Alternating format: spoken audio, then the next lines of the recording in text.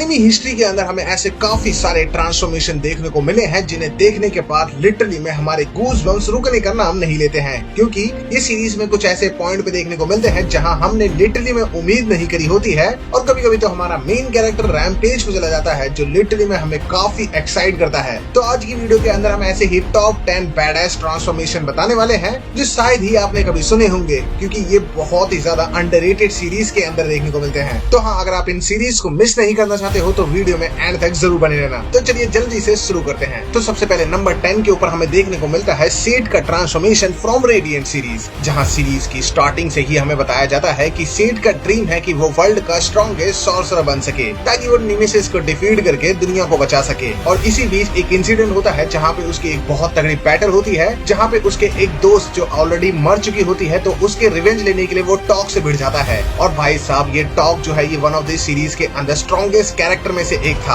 और उससे बैटल करने की वजह से सेड अपनी हिडन पावर्स को अनलॉक कर लेता है जो सीरीज में अभी तक कोई अता पता नहीं था, और ना ही हम में से फैंस में से किसी ने उम्मीद करी थी कि उसके पास इतनी ज्यादा पावर है, और ऑब्वियसली उसे भी नहीं पता था। तो ये पावर हमें एज अ रैम्पेज के रूप में देखने को मिलती है, लेकिन ऑब्वियसली वो उसे कंट्रोल नहीं कर पाता है। लेकिन सीरीज के आगे ऐसे कई बार मोमेंट देखने को मिलते हैं जहाँ वो इस ट्रांसफॉर्मेशन को अचीव करता है जो बहुत तगड़ा है। एंड इसके बाद हमें नंबर 9 में देखने को मिलता है आइस ब्लेड सॉर्सरर ट्रांसफॉर्मेशन, जो लगता तो एकदम ट्रांसफॉर्मेशन की तरह ही है, लेकिन हाँ, ये मोर लाइकली उसने अपनी हिडन पावर्स को अनलॉक किया होता है, क्योंकि ये बंदा जो है एक लेजेंडरी हीरो हुआ करता था जो एक टाइम पे इतना ज्यादा पावरफुल था कि इसे अपनी पावर्स को छुपाना पड़ता है। लेकिन जब ये हाई स्कूल मैजिक एकेडमी में होता है तो ये इसके दोस्तों के ऊपर एक मिस ग्रे नाम की टीचर हमला कर रही होती है, तो अपने दोस्तों को बचाने के लिए अपनी हिडन पावर्स का जो सील है उसे ब्रेक कर देता है, जिसकी वजह से इसकी बॉडी का जो ऑरा है, हेयर्स है और उसकी आईज जो है सब आइस से सराउंडेड हो जाती हैं, जो देखने में बहुत तगड़ी लगती हैं। तुम्हारे गूज बम्स रुकेंगे नहीं, लिटरली में इतना ज्यादा एपिक सीन लगता है ये। एंड ऑब्वियसली वो सीरीज में ओवर पावर्ड तो है ही, तो तुम ये सीरीज भी ट्राई कर सकते हो। इसका नाम है ice blade sorcerer magic academy. And इसके बाद हमें नंबर 8 पे देखने को मिलता है काइजू नंबर 8 ट्रांसफॉर्मेशन। ये सीरीज हमें रिसेंटली स्प्रिंग सीजन में देखने को मिली है, जिसका एपिसोड 12 अभी आना बाकी है, जो पर्सनली मुझे बहुत तगड़ी लग रही है जस्ट बिकॉज ऑफ कैफ्का का बैडएस ट्रांसफॉर्मेशन की वजह से, क्योंकि वो डिफेंस फोर्स का पार्ट बनना था। उसे एंट्रेंस एग्जाम देने की वो कोशिश करता है ताकि वो काइजू को डिफीट करके इस दुनिया को बचा सके। और कमाल की बात है, जिस काइजू को डिफीट करने के लिए वो ट्रेन कर रहा होता है वो खुद उसमें ट्रांसफॉर्म हो जाता है। और जब जब ये बंदा बैटल फील्ड में काइजू के अंदर ट्रांसफॉर्मेशन होता है, इसका बीजीएम तुम्हारे गूज बम्स लाने के लिए मजबूर कर देगा, और लिटरली में हर सीन बहुत तगड़ा लगता है। और ये कितना ज्यादा ओवर पावर्ड है इसका एग्जाम्पल तुम्हें एपिसोड 10 और 11 में देखने को मिलेगा। तो गलती से भी इस सीरीज को मिस मत करना, ये हिंदी डब में भी देखने को मिल जाएगी। और इसके बाद हमें नंबर 7 पे देखने को मिलता है अलीबाबा जिन ट्रांसफॉर्मेशन फ्रॉम मागी सीरीज, जहाँ सीरीज की स्टार्टिंग से ही सभी कैरेक्टर्स जो किंग कैंडिडेट्स हैं उन सभी के पास हमें जिन ट्रांसफॉर्मेशन देखने को मिलता है, लेकिन काफी लंबे टाइम से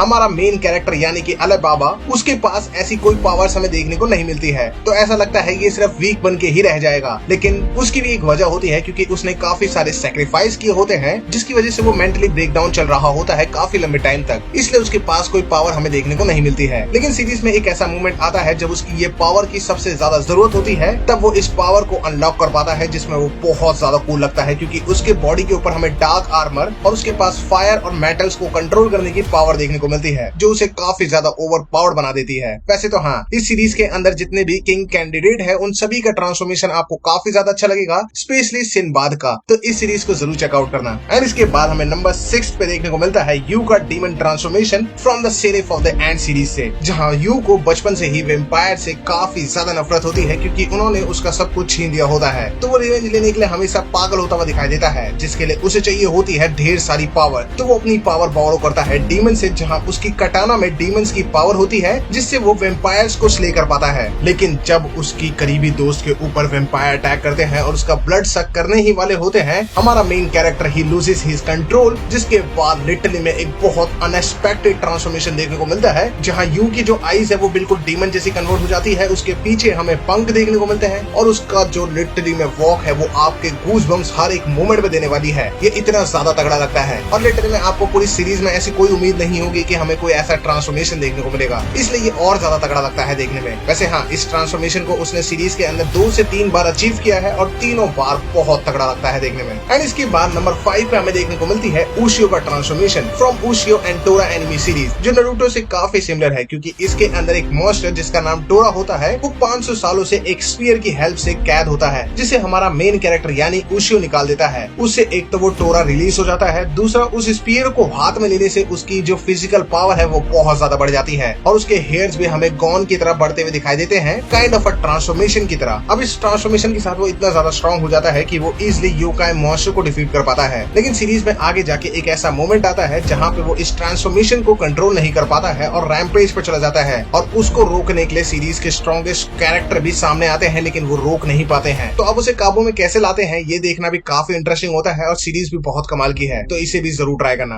एंड इसके बाद हमें नंबर 4 पे देखने को मिलता है मॉब साइको का transformation from mob psycho 100 series से, जहाँ पे मॉब शुरुआत से ही हमें एज अ एवरेज बॉय देखने को मिलता है जिसे स्कूल में काफी बुली किया जाता है, जबकि ये बंदा एक ओवर पावर्ड एस्पर होता है, लेकिन फिर भी ये अपनी पावर और अपने इमोशंस को छुपा के रखता है क्योंकि इसकी साइकिक पावर्स इतनी ज्यादा डिस्ट्रक्टिव है, भले ही वो उसे थोड़े से फ्रेगमेंट में ही क्यों ना यूज करे। इसलिए उसकी पावर मोस्टली हमें परसेंटेज में यूज होते हुए देखने को मिलती है। लेकिन जब एक टाइम पे उसका भाई डेंजर सिचुएशन में होता है तब वो अपनी पावर को फुल पोटेंशियल यानी कि 100% पे यूज करता है और लिटरली में ये मोमेंट बहुत तगड़ा लगता है। वैसे हाँ, आपको एक्साइट करने के लिए बता दूं कि इस सीरीज को भी वन पंच मैन सीरीज के क्रिएटर ने बनाया है और जब मॉब अपनी साइकिक पावर्स को यूज करता है लिटरली में बहुत गूज़बम्स आएंगे और बहुत बैडएस लगता है वो देखने में। और इसके बाद नंबर 3 पे हमें देखने को मिलता है चेनसो मैन ट्रांसफॉर्मेशन। अब देखो, अगर तुमने ये सीरीज देखी है तो मुझे नहीं पता है तुमने क्यों देखी थी, लेकिन मैंने पर्सनली इस सीरीज को इसलिए देखा था कि भला एक बंदा चेनसो में कैसे ट्रांसफॉर्म हो सकता है, क्योंकि ये सुन के ही मुझे पर्सनली ये सीरीज काफी एक्साइटिंग लगी थी। और जब इस सीरीज का ट्रेलर लॉन्च हुआ था मुझे ये सीन ट्रेलर में ही बहुत तगड़ा लगा था। अब वो अलग बात है कि हमें इस ट्रांसफॉर्मेशन के देखने के बाद सीरीज में ऐसी काफी सारी चीजें हैं जैसे पसंद है, जैसे कि डेंजी का ड्रीम, लेकिन हाँ फिर भी ये ट्रांसफॉर्मेशन अभी भी बहुत ज्यादा आइकॉनिक है और सीरीज में अभी आगे आना बहुत कुछ बाकी है जहाँ पे हमें डेंजी बहुत कमाल की चीजें करने वाला है इस चेनसो मैन ट्रांसफॉर्मेशन के साथ। एंड इसके बाद नंबर 2 पे हमें देखने को मिलता है एरन बिकमिंग द टाइटन ट्रांसफॉर्मेशन। जब मैंने 2017 में एओटी देखी थी तब शुरुआत के 5 एपिसोड में मुझे लगा था कि हाँ हमारा मेन कैरेक्टर मर गया है, लेकिन हाँ ऑब्वियसली ये मेन कैरेक्टर है तो ये शायद कुछ ना कुछ करके वापस जरूर आएगा, लेकिन ये टाइटन बन के आएगा ये मैंने उस पॉइंट पे सोचा नहीं था क्योंकि उस टाइम पे इंटरनेट का इतना ज्यादा क्रेज नहीं हुआ करता था और उसमें भी वो वाला मोमेंट जिसके अंदर वो बोल्डर को अपने कंधे पे उठा के लेके जाता है लिटरली में बहुत तगड़ा लगता है। तो हाँ, आप ये चीज कह सकते हो कि बाहुबली से पहले हमारे एरन ने ये चीज पहले करके दिखाई थी। बाकी तो हाँ, सीरीज में जब हमें टाइटन ट्रांसफॉर्मेशन देखने को मिलते हैं तो गूज़बम्स इसमें आना ऑब्वियस है क्योंकि इसका बीजीएम बहुत तगड़ा देखने को मिलता है। एंड इसके बाद हम फाइनली शिफ्ट होते हैं हमारे नंबर 1 ट्रांसफॉर्मेशन के साथ जो है गोहान का बीस्ट ट्रांसफॉर्मेशन। अब देखो, तुम अगर गोहान फैन हो तो या तो सेल सागा को उठा के देख लो या फिर बू सागा को उठा के देख लो। हमें हर बार ऐसा लगा है कि गोहान कुछ बहुत बड़ा अचीव करने के लिए बना है और जब टूर्नामेंट आर्क सागा से पहले हमारे गोहान ने गोकू के साथ बैटल करी थी उस फाइट से तो ये चीज कंफर्म हो जाती है कि गोहान पक्का कुछ नया ट्रांसफॉर्मेशन अचीव करेगा ड्यूरिंग द बैटल, लेकिन ये चीज नहीं हो पाती है तो हम सभी को काफी निराशा हुई थी। लेकिन आफ्टर द टूर्नामेंट सागा हमारा गोहान लिटरली में कुछ बहुत तगड़ा अचीव करते हुए दिखाई देता है जिसकी शायद हम में से किसी ने उम्मीद नहीं करी थी। और क्योंकि इस ट्रांसफॉर्मेशन का नाम ही बीस्ट फॉर्म है तो उसके ऊपर ये चीज काफी अच्छे से सूट करती है और इसमें लिटरली में वो ओवर पावर्ड और बैडएस तो देखने को मिलता है ही, लेकिन इस फॉर्म के साथ वो गोकू के अल्ट्रा इंस्टिंक्ट को भी टक्कर दे पाता है जो हमने ड्रैगन बॉल सुपर के चैप्टर 103 के अंदर देखा ही था। तो उम्मीद करते हैं कि आने वाले मांगा के चैप्टर्स में जब वो कंटिन्यू होंगे तो उसके अंदर गोहान इस फॉर्म को और भी ज्यादा ग्रेटर हाइट्स तक लेके जाएगा। बाकी आज के लिए बस इतना ही। अगर आपको वीडियो पसंद आती है तो वीडियो को लाइक करना बिल्कुल ना भूलें। और हाँ, इस वीडियो के अंदर मैंने काफी सारी ऐसी सीरीज बताई हैं जिसके बारे में शायद ही आपने पहले कभी सुना होगा, तो इन सभी के नाम मैंने डिस्क्रिप्शन में भी लिख दिए हैं। तो अगर आपको इन सीरीज को चेकआउट करना है तो ये ऑलरेडी टेलीग्राम पे अपलोडेड है, तो आप उसे वहाँ से भी जाके देख सकते हो। Link is in the description, so go check it out. बाकी हाँ, ऐसी ही और वीडियोस देखते रहने के लिए चैनल को सब्सक्राइब करना बिल्कुल ना भूलें।